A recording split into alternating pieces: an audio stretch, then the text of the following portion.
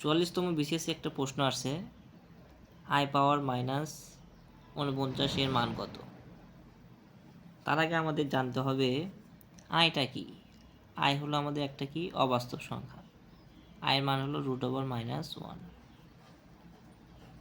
I স্কোয়ারের মান হবে -1, আই কিউবের মান হবে -i, i4 এর মান হবে 1।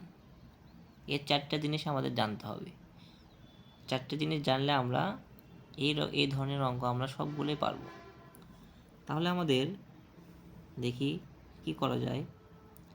i⁻49, আমরা জানি ইনভার্স থাকলে কি হবে 1/i⁻49।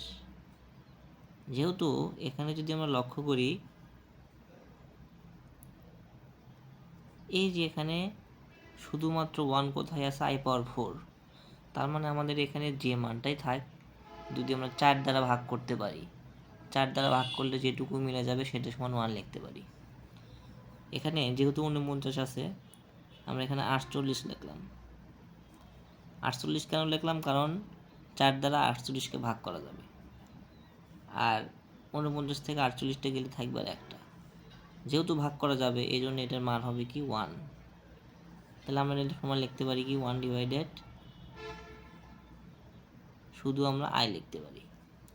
যেহেতু 1/i অথবা আই ইনভার্স কোনো মান অপশনে নাই, এই জন্য আরেকটা জিনিস করতে হবে কি, উপরে নিচে আই দ্বারা গুণ করতে হবে।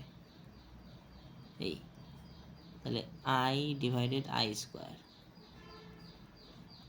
এই যে আমাদের সুবিধার জন্য i স্কোয়ারের মান কি -1, নিচের মানের দাম নাই, এটা সমান লিখতে পারি -i।